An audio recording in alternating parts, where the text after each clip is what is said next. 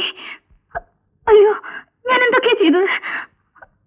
ആരെ എന്നെ കൊണ്ട് ഇതൊക്കെ ചെയ്യിക്കുന്നത്? അമ്മേ, ഈ പാവിയോട് ക്ഷമിക്കൂ അമ്മേ. എനിക്കൊന്നും അറിയില്ല, സത്യമായിട്ട് എനിക്കൊന്നും അറിയില്ല. എനിക്ക് മാപ്പ് തന്നൊന്ന് പറയൂ. എഴുന്നേക്കാൻ പറഞ്ഞില്ലേ? നീ ഒരു ഡോക്ടറല്ലേ? എന്താ പറയാ എന്റെ കാസം? അമ്മ പൊയ്ക്കോളൂ. ഞാൻ